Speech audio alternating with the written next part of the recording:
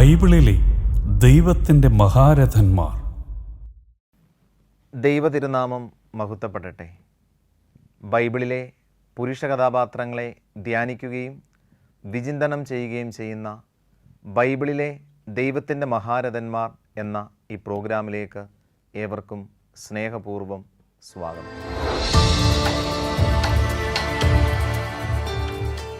ഇന്ന് നമ്മൾ പ്രത്യേകമായി ധ്യാനിക്കുകയും വിചിന്തനം ചെയ്യുകയും ചെയ്യുന്നത് പ്രധാന പുരോഹിതനായ അഹറോനെക്കുറിച്ചാണ്. ഈജിപ്തിൻ്റെ അടിമത്വത്തിൽ പ്രയാസത്തിലും സങ്കടത്തിലും കഠിനയാതന അനുഭവിക്കുന്ന ഇസ്രായേൽ ജനം ദൈവത്തോട് നിലവിളിച്ച് പ്രാർത്ഥിക്കുകയാണ്. അങ്ങനെ അവർക്ക് വിമോചകനായിട്ട് ദൈവം മോശയെ തിരഞ്ഞെടുക്കുന്നു. ഫറവോ രാജാവിനെ ഭയന്ന് മരുഭൂമിയിൽ ആയിരിക്കുന്ന മോശ തൻ്റെ യജമാനൻ്റെ ആടുകളെ മേയ്ക്കുമ്പോൾ കത്തിയെരിയുന്ന മുൾപ്പടർപ്പിൽ ദൈവദർശനം ലഭിക്കുന്നു. അങ്ങനെ ദൈവദർശനം ലഭിച്ചുകൊണ്ട് പുതിയ നിയോഗം മോശ സ്വീകരിക്കുകയാണ്. ഇസ്രായേൽ ജനത്തെ ഈജിപ്തിൻ്റെ അടിമത്വത്തിൽ നിന്ന് മോചിപ്പിക്കുക എന്നുള്ള ഈ ദൗത്യം ദൈവം മോശയോട് ആവശ്യപ്പെടുമ്പോൾ മോശ ഏറെ ഭാരപ്പെടുകയാണ്. താൻ വിക്കനാണ്, തനിക്ക് സംസാര പാടവമില്ല, അതിനാൽ എങ്ങനെ ഇത് സാധ്യം ആകുമെന്ന് മോശ ആകുലതയോടെ ദൈവത്തോട് ചോദിക്കുമ്പോൾ മോശയോട് ദൈവം പറയുന്നത് ഇപ്രകാരമാണ്: നിനക്കൊരു സഹോദരനുണ്ടല്ലോ, ആ സഹോദരൻ നിന്നെ സഹായിക്കും. മരുഭൂമിയിൽ തൻ്റെ കുടുംബത്തോടൊപ്പമായിരുന്ന അഹറോന് ദൈവിക വെളിപാടുണ്ടാകുകയും തൻ്റെ സഹോദരനായ മോശയെ സഹായിക്കുവാനായിട്ട് അഹറോൻ കടന്നു വരികയും ചെയ്യുന്നു. അഹറോൻ എന്ന വാക്കിൻ്റെ അർത്ഥം പ്രകാശമുള്ളവൻ, പ്രബുദ്ധൻ എന്നിങ്ങനെയാണ്. ഈജിപ്തിലാണ് അഹറോൻ ജനിക്കുന്നത്. അങ്ങനെ ദൈവം തനിക്ക് നൽകിയ പുതിയ ദൗത്യം സ്വീകരിച്ചുകൊണ്ട് തൻ്റെ സഹോദരനോടൊപ്പം അഹറോൻ ചേരുകയാണ്. മോശയും അഹറോനും ഒരുമിച്ച് ഫറവോ രാജാവിൻ്റെ അടുത്ത് ചെന്ന് തങ്ങളുടെ ദൈവത്തെ ആരാധിക്കുവാൻ അവൻ്റെ ജനത്തെ വിട്ടു നൽകണമെന്ന് ആവശ്യപ്പെടുന്നു. എന്നാൽ ഫറവോ രാജാവ് തൻ്റെ മനസ്സ് കഠിനമാക്കുകയും ഇസ്രായേൽ ജനത്തെ പഴയതിനേക്കാൾ കൂടുതൽ പീഡിപ്പിക്കുവാനായിട്ട് ആലോചന നടത്തുകയും ചെയ്തു. മോശയും അഹറോനും ഇസ്രായേലിലെ പിതാക്കന്മാരെ വിളിച്ച് അവരോട് ഇപ്രകാരം പറഞ്ഞു: ദൈവമായ കർത്താവ് നമ്മെ വിമോചിപ്പിക്കാനായിട്ട് പോകുന്നു. അതിനാൽ ദൈവമായ കർത്താവിന് ആരാധനകളും ബലികളും അർപ്പിക്കുവാനായി നമുക്ക് ഈ ദേശത്ത് നിന്ന് പോകണം. ദൈവം നമുക്ക് അവിടുന്ന് വാഗ്ദാനം ചെയ്ത തേനും പാലും ഒഴുകുന്ന ഒരു ദേശം അനുഗ്രഹമായി നൽകും എന്ന് നമ്മോട് അരുളി ചെയ്തിട്ടുണ്ട്. ഇതനുസരിച്ച് ഇസ്രായേൽ ജനം മുഴുവനും തങ്ങളുടെ വിമോചനം ആഗ്രഹിച്ച് കഴിയുകയാണ്. ഫറവോ തൻ്റെ പടയാളികളെ വിളിച്ചിട്ട് ഇപ്രകാരം പറഞ്ഞു: ഇസ്രായേൽ ജനത്തിൻ്റെ കഷ്ടപ്പാടുകൾ കൂടുതലാക്കുക. ഇതുവരെ ചുടുകട്ടയുണ്ടാക്കുന്നതിന് വേണ്ടി അവർക്ക് നമ്മൾ വൈക്കോൽ അവിടെ കൊണ്ടു കൊടുത്തു. എന്നാൽ കട്ടയുണ്ടാക്കുവാനുള്ള വൈക്കോൽ അവർ തന്നെ കണ്ടെത്തട്ടെ. പക്ഷേ കട്ടയുണ്ടാക്കുന്നതിൽ കുറവ് വരാനായിട്ട് പാടില്ല. അങ്ങനെ എല്ലാ തരത്തിലും ഫറവോ ഇസ്രായേൽ ജനത്തെ പീഡിപ്പിക്കുകയാണ് ചെയ്യുന്നത്. കാരണം അവരുടെ ജോലിഭാരം കൂടുമ്പോൾ ദൈവത്തെക്കുറിച്ചുള്ള ആലോചന അവരിൽ നിന്ന് ഇല്ലാതാവുകയും അവർ തനിക്ക് കീഴ്പ്പെട്ട് ജീവിക്കുകയും ചെയ്യും എന്ന് ഫറവോ കരുതി. വീണ്ടും വീണ്ടും ഇസ്രായേൽ ജനം ഈജിപ്തിൻ്റെ അടിമത്വത്തിൽ കഷ്ടപ്പാട് അനുഭവിക്കുകയും സങ്കടങ്ങളും ദുരിതങ്ങളും അവരുടെ ജീവിതത്തിൽ അടിക്കടി നേരിടുകയും ചെയ്തതിൻ്റെ പശ്ചാത്തലത്തിൽ വീണ്ടും അവർ ദൈവത്തോട് ദൈവമേ ഞങ്ങളെ സഹായിക്കണമേ എന്ന് ആഗ്രഹത്തോടെ പ്രാർത്ഥിക്കുകയാണ്. ദൈവത്തിൻ്റെ കൽപ്പനയനുസരിച്ച് ദൈവനിയോഗം പേറി മോശയും അഹറോനും ഫറവോ രാജാവിൻ്റെ അടുത്ത് ചെന്ന് തൻ്റെ ജനത്തെ വിട്ടു നൽകണമെന്ന് ആവശ്യപ്പെട്ടെങ്കിലും ഫറവോ ഹൃദയം കഠിനമാക്കുകയാണ് ചെയ്യുന്നത് എന്ന് അവർ മനസ്സിലാക്കുന്നു. അങ്ങനെ വീണ്ടും രണ്ടാമതായി ഫറവോ രാജാവിനെ കാണുവാനായി മോശയും അഹറോനും കടന്നു ചെല്ലുകയാണ്. മോശയും അഹറോനും അവിടെ ചെന്നിട്ട് ദൈവം മോശയോട് അരുളി ചെയ്ത കാര്യങ്ങൾ അഹറോൻ ഫറവോ രാജാവിനോട് കൽപ്പിച്ചു. എന്നാൽ ഫറവോ രാജാവ് ഇവർ പറയുന്നതിന് ചെവി കൊടുക്കുവാനായിട്ട് തയ്യാറായില്ല.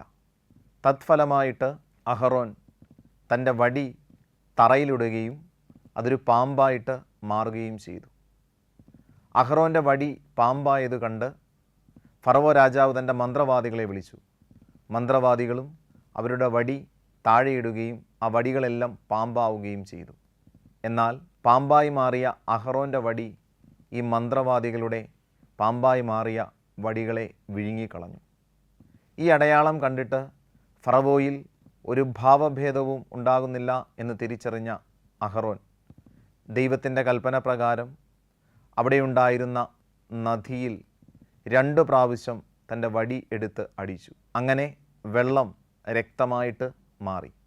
ഈ ഒരു അടയാളം കണ്ടിട്ടും ഫറവോയുടെ ജീവിതത്തിലോ ഫറവോയുടെ ഹൃദയത്തിലോ ഒരു ഭാവഭേദമോ ഫറവോയുടെ ചിന്തയിൽ ഒരു മാറ്റമോ ഉണ്ടാകുന്നതായിട്ട് നമുക്ക് കാണുവാൻ സാധിക്കുന്നില്ല. എന്നാൽ ഈജിപ്തിൽ അവരുടെ നിവാസികൾ കഷ്ടപ്പെടുകയാണ്. കാരണം കുടിക്കുവാനായിട്ടോ മറ്റുപയോഗത്തിനോ അവർക്ക് ജലമില്ലാതായി. കാരണം ജലം മുഴുവനും രക്തം ആയി. അങ്ങനെ ഫറവോ അവരെ വിളിക്കുകയും സംസാരിക്കുകയും ഈ ദേശത്തെവിടെയെങ്കിലും നിങ്ങളുടെ ദൈവത്തിന് ആരാധനയും ബലിയും അർപ്പിക്കുക എന്ന് അവരോട് ആവശ്യപ്പെടുകയും ചെയ്തു. ജലം പഴയതുപോലെ ആയപ്പോൾ ഫറവോയുടെ മനസ്സ് മാറി. ഇത് കണ്ടിട്ട് അഹ്റോൻ വീണ്ടും തൻ്റെ വടി ഉയർത്തി പ്രാർത്ഥിച്ചപ്പോൾ തവളകൾ ആ ദേശത്ത് പെരുകി. തവളകളുടെ എണ്ണം ക്രമാതീതമായി വർദ്ധിക്കുകയും അവ എല്ലായിടത്തും കടന്നു വരികയും സ്വസ്ഥത നഷ്ടപ്പെടുകയും ചെയ്തപ്പോൾ ഫറവോ അവയെ നശിപ്പിക്കുവാനായിട്ട് ആവശ്യപ്പെട്ടു. അങ്ങനെ തവളകളുടെ ജഡം മൂലം അവിടെ ദുർഗന്ധം വമിക്കുവാൻ ഇടയായി. ജീവനുള്ള തവളകളും ചത്ത തവളകളുടെ ദുർഗന്ധവും സഹിക്കാതെ വന്നപ്പോൾ ഫറവോ തൻ്റെ മനസ്സ് മാറ്റുകയും ഇസ്രായേൽ ജനത്തെ വിട്ടു നൽകാമെന്ന് അഹ്റോനെയും മോശയെയും അറിയിക്കുകയും ചെയ്തു. എന്നാൽ വീണ്ടും അവരനുകൂലമായി പ്രവർത്തിച്ചപ്പോൾ ഫറവോയുടെ മനസ്സ് മാറുകയും ഇസ്രായേൽ ജനത്തെ വിടുകയില്ല എന്ന് തീരുമാനിക്കുകയും ചെയ്തു. തറയിലുള്ള പൂഴി തൻ്റെ വടി കൊണ്ട് അഹ്റോൻ പേനാക്കി മാറ്റി. അങ്ങനെ പേൻ ഭയങ്കരമായിട്ട് ആ ദേശത്ത് പെരുകുകയും അവരെ ഭയങ്കരമായിട്ട് ഉപദ്രവിക്കുകയും ചെയ്തപ്പോൾ ഇസ്രായേൽ ജനതയെ വിട്ടു നൽകാമെന്ന് ഫറവോ പറയുകയും എന്നാൽ അവസാനം തനിക്ക് അനുകൂലമായി എല്ലാം ക്രമീകരിക്കപ്പെട്ടപ്പോൾ ആ തീരുമാനത്തിൽ നിന്ന് പിന്മാറുകയും ചെയ്തു. ഇങ്ങനെ 10 അടയാളങ്ങളിലൂടെ ഇസ്രായേൽ ജനതയെ ഈജിപ്തിൻ്റെ അടിമത്വത്തിൽ നിന്ന് ദൈവം മോചിപ്പിക്കുവാൻ തയ്യാറായപ്പോൾ ആദ്യത്തെ 3 അടയാളങ്ങളും ചെയ്യുന്നത് അവരുടെ പ്രധാന പുരോഹിതനായി പിൽക്കാലത്ത് അഭിഷേകം ചെയ്യപ്പെടുന്ന അഹ്റോനായിരുന്നു. അങ്ങനെ അടയാളങ്ങളിലൂടെയും അത്ഭുതങ്ങളിലൂടെയും വലിയ ദൈവിക ഇടപെടലുകളിലൂടെയും ഇസ്രായേൽ ജനം ഈജിപ്തിൻ്റെ അടിമത്വത്തിൽ നിന്ന് വിമോചിക്കപ്പെട്ടു.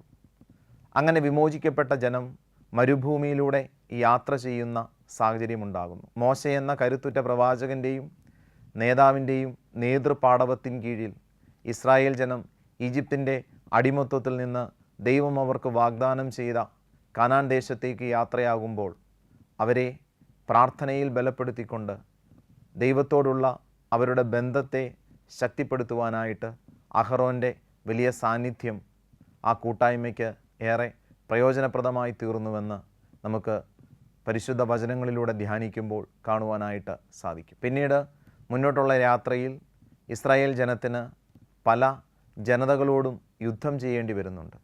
അങ്ങനെ അമലേക്യരോട് ഇസ്രായേൽ ജനം യുദ്ധം ചെയ്യുവാനായിട്ട് പുറപ്പെടുമ്പോൾ മോശ ജോഷുവയെ വിളിച്ച് അമലേക്യർക്കെതിരെ യുദ്ധം ചെയ്യാനായി യുവാക്കളുമായി പോവുക എന്ന് ആവശ്യപ്പെട്ടു. അങ്ങനെ ജോഷുവ അമലേക്യരോടുള്ള യുദ്ധം ചെയ്യാനായി യുദ്ധമുഖത്തേക്ക് പോകുമ്പോൾ മോശയും അഹ്റോനും ഹൂറും ഒരുമിച്ച് ഒരു മലമുകളിലേക്ക് കയറി.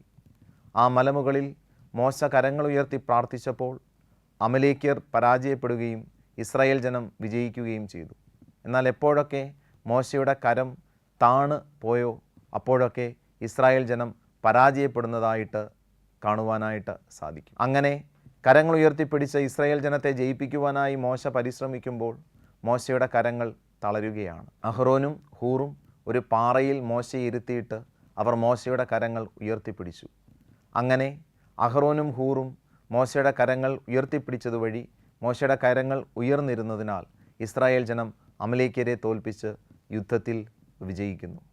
അങ്ങനെ ഇസ്രായേലിൻ്റെ ചരിത്രത്തിൽ മുന്നോട്ട് പോകുന്ന വഴിത്താരകളിൽ എല്ലാ തരത്തിലും മോശയുടെ പ്രിയപ്പെട്ട സഹോദരൻ എന്ന നിലയിൽ മോശയുടെ സന്തത സഹചാരി എന്ന നിലയിൽ മോശയോടുള്ള ആത്മബന്ധത്തിൻ്റെയും ദൈവത്തോടുള്ള വിധേയത്വത്തിൻ്റെയും വിശ്വസ്തതയുടെയും പരിചാരകൻ എന്ന നിലയിൽ അഹ്റോൻ്റെ പങ്ക് നമുക്ക് മനസ്സിലാക്കുവാനായിട്ട് സാധിക്കും. അങ്ങനെ ഇവരെ മുന്നോട്ട് പോകുന്ന സാഹചര്യത്തിൽ ഇസ്രായേൽ ജനത്തിന് ദൈവിക പ്രമാണങ്ങളും കൽപ്പനകളും നൽകുവാനായിട്ട് യഹോവയായ ദൈവം തീരുമാനിച്ചു. സീനായ് മലയിൽ തൻ്റെ പ്രമാണങ്ങളും കൽപ്പനകളും ഏറ്റുവാങ്ങാനായിട്ട് മോശയെ ദൈവം വിളിക്കുമ്പോൾ ആ ജനതയെ അഹ്റോനെ ഏൽപ്പിച്ചിട്ടാണ് മോശ സീനായ് മലയിലേക്ക് പോകുന്നത്. എന്നാൽ ഒരിക്കലും സംഭവിക്കുവാൻ പാടില്ലാത്ത ഒരു കാര്യം അവിടെ സംഭവിച്ചു. മോശ വരാൻ വൈകുന്നത് കണ്ട് അഹ്റോനെ സമീപിച്ചുകൊണ്ട് ഇസ്രായേൽ ജനം ഇപ്രകാരം പറഞ്ഞു: ഞങ്ങളെ ഈജിപ്തിൻ്റെ അടിമത്വത്തിൽ നിന്ന് ഇവിടേക്ക് കൊണ്ടുവന്ന മനുഷ്യൻ എവിടെ? അവനിനി തിരികെ വരുമോ എന്ന് ഞങ്ങൾക്ക് അറിഞ്ഞുകൂടാ. അതുകൊണ്ട് ഞങ്ങൾക്ക് ആരാധിക്കുവാൻ ദേവന്മാരെ ഉണ്ടാക്കി തരിക. അങ്ങനെ ഇസ്രായേൽ ജനത്തിൻ്റെ ഭീഷണിക്ക് വഴങ്ങി അഹ്റോൻ അവരുടെ സ്വർണമെല്ലാം ശേഖരിച്ച് ഒരു കാളക്കുട്ടിയെ അവർക്ക് ഉണ്ടാക്കി കൊടുത്തു. ഇസ്രായേൽ ജനത്തിൻ്റെ നിർബന്ധത്തിന് വഴങ്ങി അവരുടെ ആഭരണങ്ങൾ ശേഖരിച്ച് തീയിലിട്ട് ഒരു സ്വർണ്ണ കാളക്കുട്ടിയെ ആരാധിക്കുവാനായിട്ട് അവർക്ക് വേണ്ടി അഹ്റോൻ രൂപപ്പെടുത്തിയെടുത്തു. അഹ്റോൻ ആ കാളക്കുട്ടിക്ക് മുന്നിൽ ഒരു ബലിപീഠം പണിതിട്ട് ഇസ്രായേൽ ജനത്തോട് പറഞ്ഞു: ഇതാ നിങ്ങളുടെ ദേവൻ, ഇതാ നിങ്ങളുടെ ദേവൻ്റെ ഉത്സവ ദിനം, നിങ്ങൾ ആഘോഷിക്കുവിൻ. ഇങ്ങനെ ഈ കാളക്കുട്ടിക്ക് മുന്നിൽ ആരാധനയും പൂജയും ഒക്കെയായിട്ട് ഇസ്രായേൽ ജനം ആഘോഷിക്കുമ്പോൾ മലയിൽ മോശ ദൈവത്തോട് പ്രാർത്ഥിക്കുകയാണ്. മോശയ്ക്കൊരു ദൈവിക വെളിപാടുണ്ടാവുകയാണ്: എത്രയും പെട്ടെന്ന് നീ താഴേക്ക് ഇറങ്ങിച്ചെല്ലുക, കാരണം ഇസ്രായേൽ ജനത ദുഷിച്ചു പോയിരിക്കുന്നു, ഒരിക്കലും ചെയ്യുവാൻ പാടില്ലാത്ത തിന്മ അവർ ചെയ്തിരിക്കുന്നു. അങ്ങനെ മോശ വരുമ്പോൾ കാണുന്നത് ഇസ്രായേൽ ജനം സത്യദൈവമായ യഹോവയ്ക്ക് പകരം കാളക്കുട്ടിയെ ആരാധിക്കുന്നതാണ്. മോശ അഹ്റോനോട് ചോദിച്ചു: നീ എന്താണ് ഈ ചെയ്തത്? എന്തിനാണ് ഈ ജനത്തിനു മേൽ നീ തിന്മ വരുത്തി വെച്ചത്? അപ്പോൾ സാഹചര്യത്തിൻ്റെ സമ്മർദ്ദത്തിന് വഴങ്ങി കാളക്കുട്ടിയെ ആരാധിക്കുവാൻ ഇസ്രായേൽ ജനത്തെ സഹായിക്കുന്ന അഹ്റോനെ നമ്മൾ കാണുന്നു. പിന്നീട് മുന്നോട്ടുള്ള യാത്രയിൽ ദൈവം ഇസ്രായേൽ ജനത്തിന് നൽകിയ ന്യായപ്രമാണ മാർഗങ്ങൾ മോശ അഹ്റോനെ പഠിപ്പിക്കുന്നു. അങ്ങനെ താൻ പഠിച്ച ന്യായപ്രമാണ മാർഗങ്ങൾ അഹ്റോൻ തൻ്റെ ജനത്തെ പഠിപ്പിക്കുന്നു. അത് പാലിക്കുവാനായിട്ട് അഹ്റോൻ പരിശ്രമിക്കുന്നതായിട്ട് നമുക്ക് കാണുന്നതിന് സാധിക്കും. പിന്നീട് സമാഗമ കൂടാരത്തിൻ്റെ നിർമ്മാണശേഷം ദൈവത്തിൻ്റെ പ്രത്യേക ഇടപെടലാൽ മോശയുടെ കൈവപ്പ് വഴി അഹ്റോൻ പൗരോഹിത്യം സ്വീകരിക്കുകയും അഹ്റോൻ പ്രധാന പുരോഹിതനായിട്ട് മാറുകയും ചെയ്യുന്നു. പ്രധാന പുരോഹിതൻ എന്ന നിലയിൽ 40 വർഷത്തിലധികം ഇസ്രായേൽ ജനത്തെ നയിക്കുകയും സമാഗമ കൂടാരത്തിൽ ശുശ്രൂഷ ചെയ്യുന്നതിന് അഹ്റോന് സാധിക്കുകയും ചെയ്തു. അഹ്റോൻ്റെ ജീവിതത്തിലെ ഏറ്റവും പ്രധാനപ്പെട്ട ഒരു സംഭവം നടക്കുന്നത് അഹ്റോൻ്റെ മക്കളുടെ ദുർമരണമാണ്. സമാഗമ കൂടാരത്തിൽ ധൂപമർപ്പിച്ച് പ്രാർത്ഥിക്കുവാനും ശുശ്രൂഷകൾക്കുമായിട്ട് അഹ്റോനും അവൻ്റെ മക്കളും നിയോഗിക്കപ്പെട്ടു. അഹ്റോൻ ധൂപാർപ്പണം നടത്തുന്ന സമയത്ത് അഹ്റോൻ്റെ മൂത്ത 2 മക്കൾ ദൈവഹിതപ്രകാരമല്ലാതെ അയോഗ്യതയോടെ ദൈവസന്നിധിയിൽ ധൂപമർപ്പിച്ച് പ്രാർത്ഥിച്ചതിനാൽ അഗ്നി അവരെ വിഴുങ്ങിക്കളഞ്ഞു. ആ വേദനയിലും ദൈവിക ശുശ്രൂഷയിൽ മുടക്കം വരുത്താതെ അഹ്റോൻ ദൈവത്തോടുള്ള വിശ്വസ്തത നിലനിർത്തുകയും തൻ്റെ പൗരോഹിത്യ ജീവിതത്തിൻ്റെ ഉത്തരവാദിത്വങ്ങൾ പൂർത്തീകരിക്കുകയും ചെയ്തു. പിന്നീട് മുന്നോട്ടുള്ള യാത്രയിൽ അഹ്റോൻ്റെ പൗരോഹിത്യത്തെ ജനം സംശയിക്കുന്നതായിട്ട് നമുക്ക് കാണുന്നതിന് സാധിക്കും. അഹ്റോനെതിരെയും മോശയ്ക്കെതിരെയും അവർ പരാമർശങ്ങൾ നടത്തുകയാണ്. അങ്ങനെ അഹ്റോനും മോശയ്ക്കും എതിരെ ഇസ്രായേൽ ജനം സംസാരിക്കുമ്പോൾ ദൈവം ഒരു വലിയ മഹാമാരി അവരുടെ അടുക്കലേക്ക് അയക്കുന്നു. ആ മഹാമാരിയിൽ അനേകരുടെ ജീവൻ നഷ്ടപ്പെട്ടു പോകുന്നത് കണ്ട് മോശ അഹ്റോനോട് പറഞ്ഞു: നീ എത്രയും പെട്ടെന്ന് ബലിപീഠത്തിൽ നിന്ന് ധൂപം എടുത്തുകൊണ്ടുവന്ന് ജനമധ്യത്തിൽ ധൂപം വീശുക, ഈ മഹാമാരി അവരിൽ നിന്ന് വിട്ടുപോകും. അങ്ങനെ മഹാമാരിയിലൂടെ ജീവൻ നഷ്ടപ്പെട്ടുകൊണ്ടിരിക്കുന്ന മനുഷ്യരുടെ മധ്യത്തിൽ അഹ്റോൻ ധൂപം വീശിയപ്പോൾ ആ മഹാമാരി അവരെ വിട്ടുപോയി.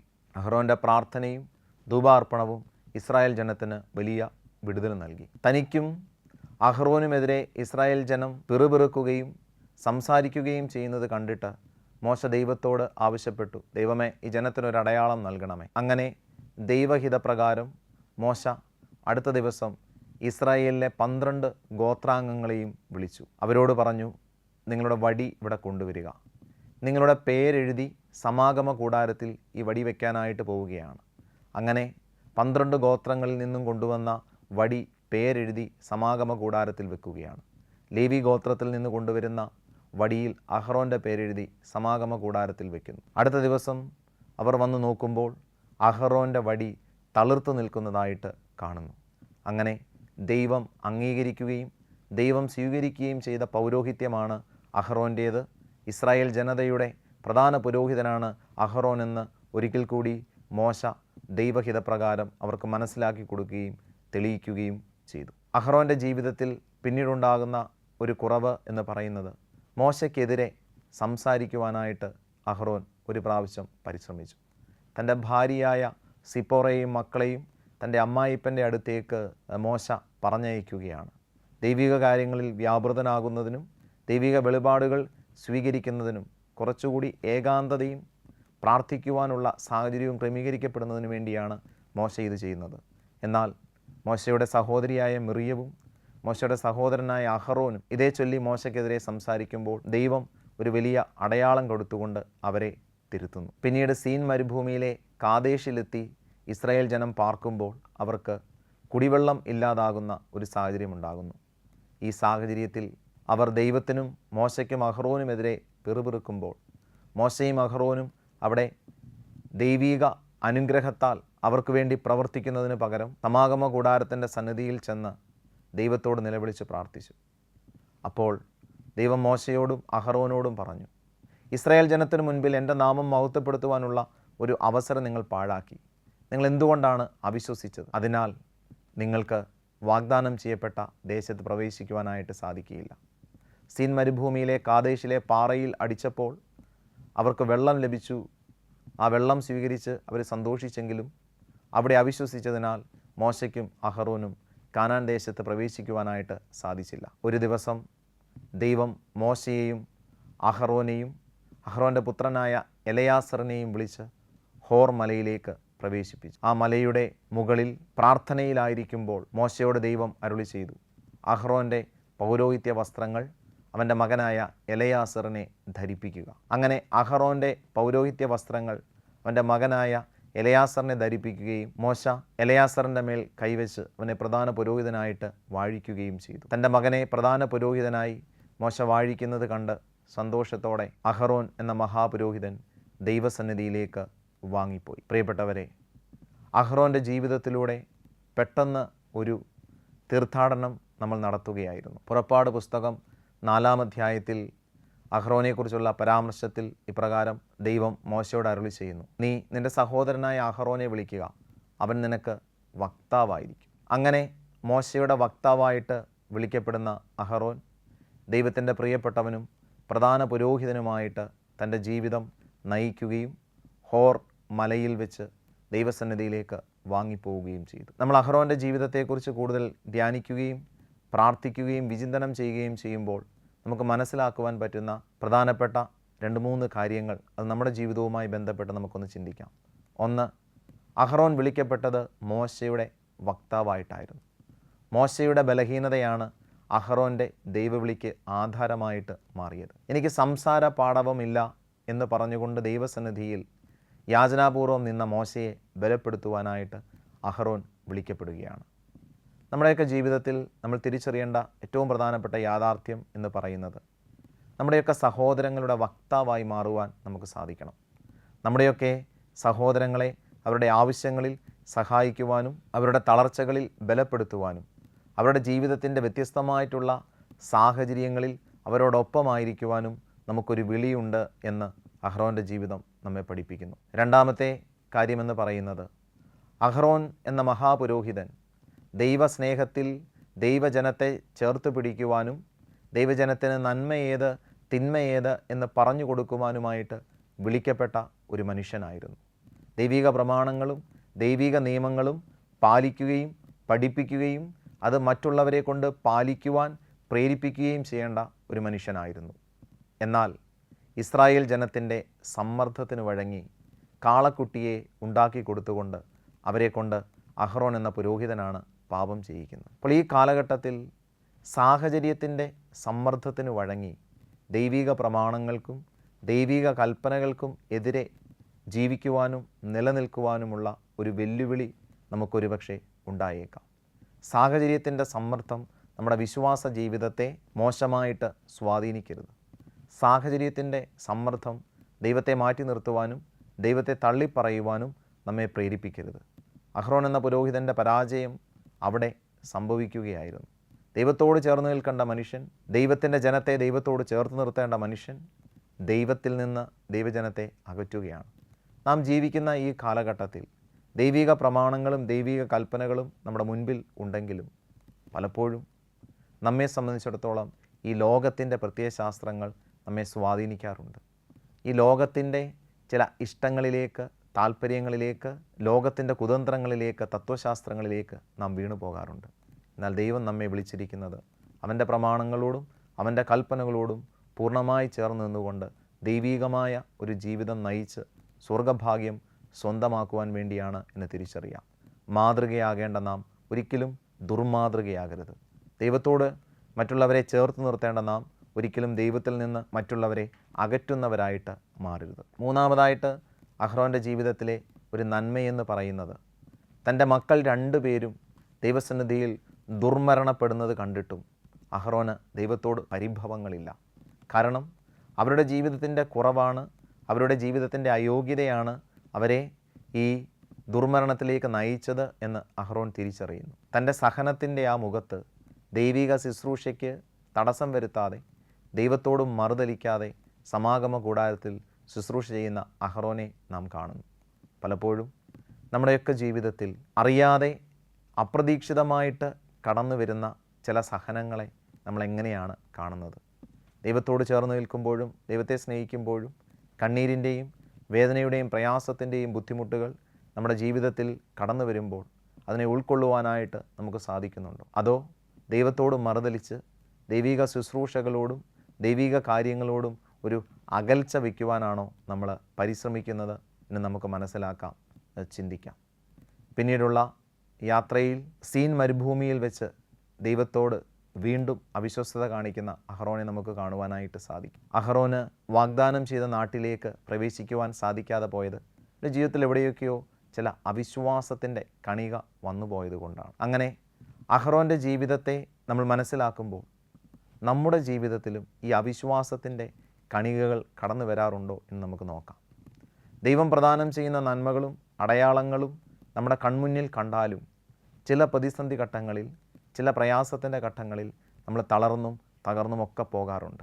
ആ സമയത്താണ് ദൈവത്തോടുള്ള വിധേയത്വം നമുക്ക് നഷ്ടപ്പെടുകയും അവിശ്വാസത്തിൻ്റെ ചില മേഖലകൾ നമ്മെ സ്വാധീനിക്കുകയും ചെയ്യുന്നത്. ഇങ്ങനെയുള്ള സാഹചര്യങ്ങളെ അതിജീവിക്കുവാനായിട്ട് നമുക്ക് പ്രത്യേകമായിട്ട് പരിശ്രമിക്കണം. അഹ്റോൻ്റെ ജീവിതത്തിലേക്ക് നമ്മൾ നോക്കുമ്പോൾ അത് ദൈവത്തോടുള്ള വിധേയത്വത്തിൻ്റെയും വിശ്വാസരാഹിത്യത്തിൻ്റെയും ഒക്കെ ഏറ്റക്കുറച്ചിലുകളിലൂടെ രൂപപ്പെട്ട ജീവിതമാണെന്ന് നമുക്ക് മനസ്സിലാക്കുവാനായിട്ട് സാധിക്കും. ദൈവജനത്തെ നയിക്കുവാനും ദൈവജനത്തിനു വേണ്ടി കരങ്ങൾ ഉയർത്തി പ്രാർത്ഥിക്കുവാനും ദൈവജനത്തിന് നന്മ ചെയ്യുവാനും വേണ്ടി വിളിക്കപ്പെട്ട ഒരു ജീവിതം. അഹ്റോൻ്റെ ധൂപാർപ്പണം ഇസ്രായേൽ ജനത്തിന് മഹാമാരിയിൽ നിന്നുള്ള മോചനം നൽകുന്നത് പോലെ നമ്മുടെ പ്രാർത്ഥനകളും നമ്മുടെ അർത്ഥനകളും നമ്മുടെ യാചനകളും അനേകർക്ക് നന്മയുള്ളതായിട്ടും അനേകർക്ക് വേദനകളിൽ നിന്നും പ്രയാസത്തിൽ നിന്നും മോചനം നൽകുന്നതായിട്ടും ഉള്ളതായി തീരണം എന്ന് അഹ്റോൻ്റെ ജീവിതം നമ്മെ പഠിപ്പിക്കുകയാണ്.